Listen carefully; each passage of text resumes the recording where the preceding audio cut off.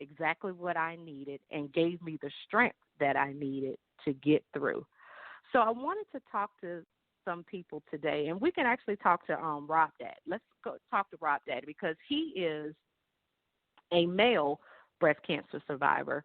So let's unmute Rob and let's talk to him for a minute. And I want to talk with him about how his family and how his friends and supporters rallied behind him as he went through his journey.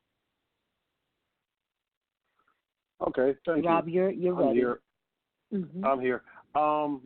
Well, during the time that I received the news that I had breast cancer, I did have the love and support from my family and friends. Also, family and friends were also shocked because this was a situation that nobody in my family had ever had breast cancer before. So it was especially being a male, that was one thing. But then, just anybody having breast cancer in my family, that was unheard of. So I'm thankful that my family, my mother, my wife at the time, they were very supportive. My children, everybody was very supportive of me during the time, and they kept me up. I went through a period of depression, and my family was there for me as well during that time. Wow. I recently read an article on breastcancer.org that said, when you first get diagnosed, tell the people that you are closest to because they're going to be the ones that will give you the support that you need. And be mindful of who you share the news with, which I found also to be interesting. Rob, let me ask, when you gave the news to your mother and you said that your family was supportive, what was your mom's reaction? And was she there with you during the entire treatment? And you did have a mastectomy, correct? Correct. Tell the listeners about that. So the support that you received, it went through your surgery. Was your mom there to the end?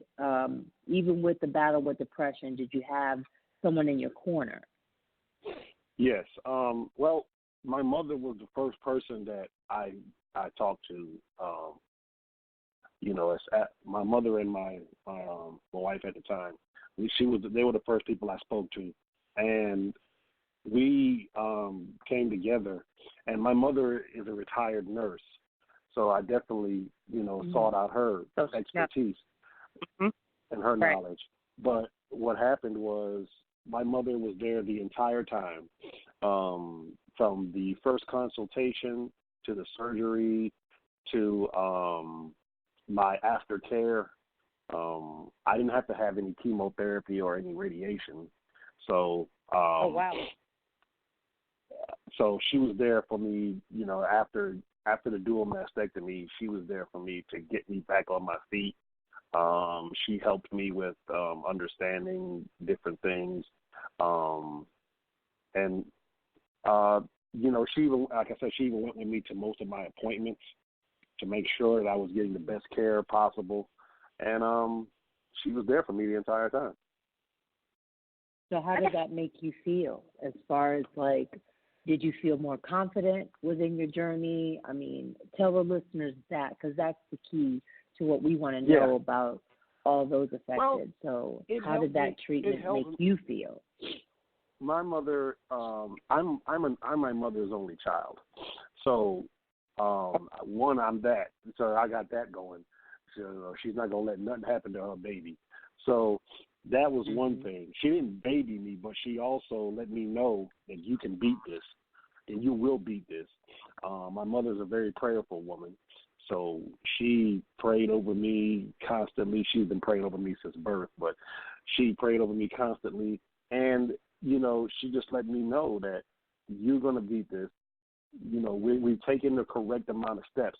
And everything that she advised me to do is like the dual mastectomy and everything. She advised me of that. She explained to me the reason why we're doing this. She broke it down to me because it was like, why am I getting a dual mastectomy if I only got one lump?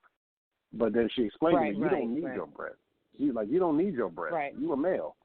You don't have the hormonal issues or association with that. So we're going to go through that. Then, even when I had my, I take tamoxifen. She was there when the doctors were talking. Yeah, She was there when they, were discussing me taking tamoxifen and things of that nature. And she, by her being in the medical field, she was able to describe to me what side effects you might have, what's going to happen to you. She was very paramount in my healing, even to this day. Okay, so let's do this. I thank you for your testimony, but let's do this. Rob, tell the listeners what the medication you and Tisha took, and then Tisha, from there, you go forward, since you just mentioned you take the same medication. Yes, I take a tamoxifen, and I've been taking it. With me, tamoxifen. No. Let's do this. Tamoxifen. What is it? What type of medication is it, and is it specifically for breast cancer? Yes. Tamoxifen is, the dosage I take, I believe, is 20 milligrams. I take tamoxifen citrate. I take 20 milligrams per day. And I've been taking this for 9 years. And okay, so with are men, you on it for breast cancer? Yes. It's kind of like you on it for 10 years? Or you're on it for 10 years? Yes, I'm on it for 10 years. Okay. And this was just a preventative measure, because after my surgery and everything, they said after my testing and everything, they said I had a 12% chance of reoccurrence. So to eliminate anything else, they put me on tamoxifen. Okay. So we are actually on the same. We're on the same thing. I've been on it for 5 years, so I have 5 more years before I will complete that treatment. So you have 1 more year, so I know you are excited about and ready for that treatment, part of the treatment, to be over with. But can I just say, I just want to give a shout out to the mothers.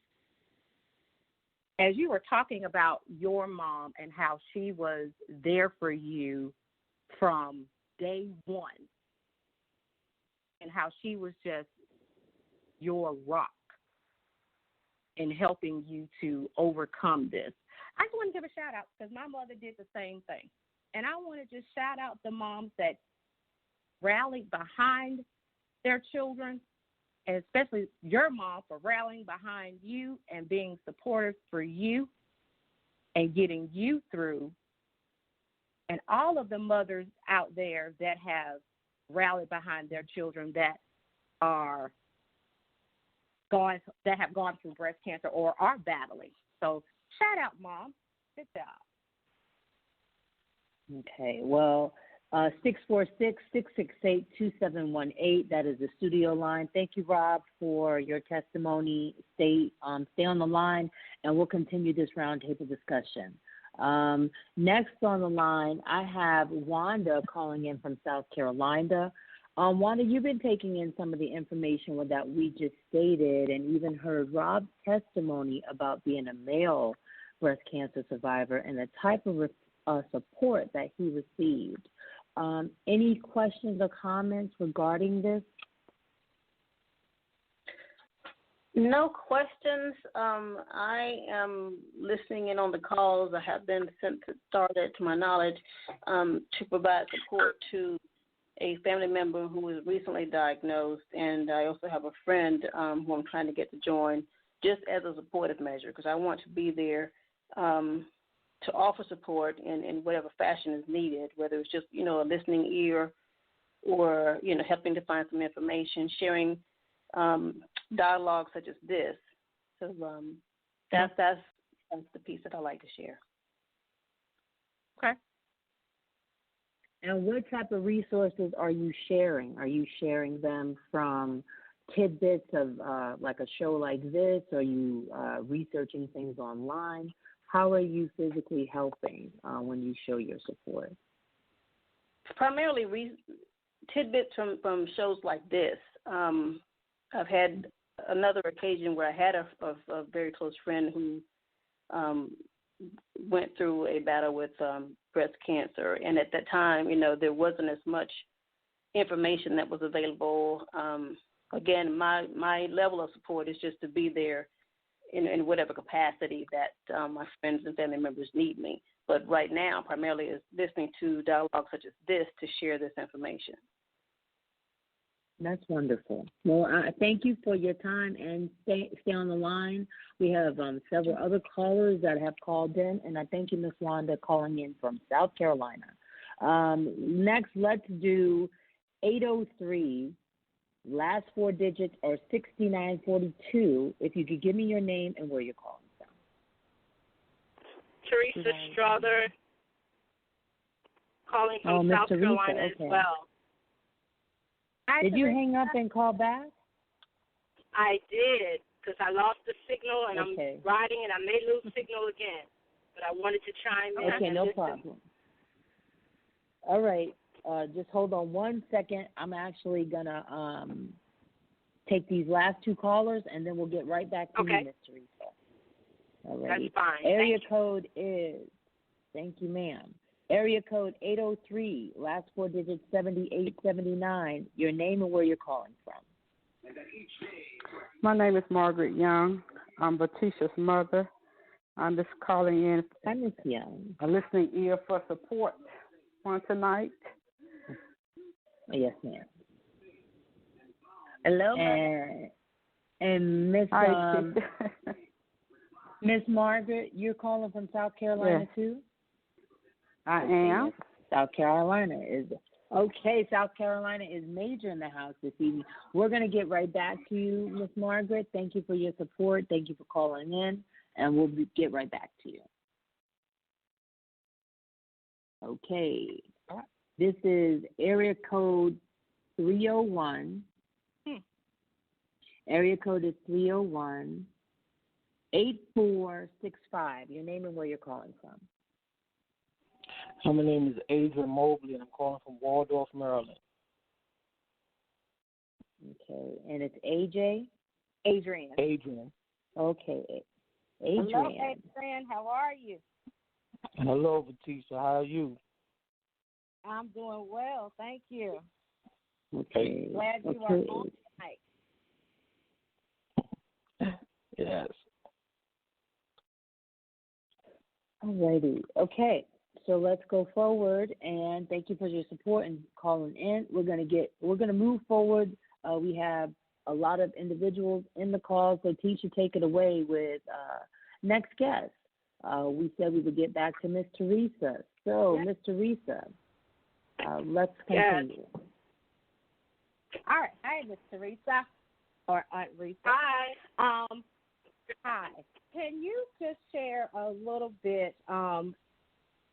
Speaking from experience, because you were one of my supporters when I was diagnosed with breast cancer. As a supporter, can you share some of the things that you did to help me get through my journey? There are various things that you can do in order to help someone that's going through what I call a crisis in their life that's present time at that point in time. You can just be a listening ear, because oftentimes when you share your feelings out loud, they're able to listen back in and to get a sounding board, just be a sounding board for someone to just release, to be a release for people. And just encourage them, give them words of wisdom, give them scriptures, let them know that they're not in the fight alone, that the battle is already won. They just have to stay in there and do the legwork, in other words. So that was primarily what I did. I just tried to, be there for her whenever she needed it, no matter the day or the time, and just be genuine with it. because you never know what a person is really going through unless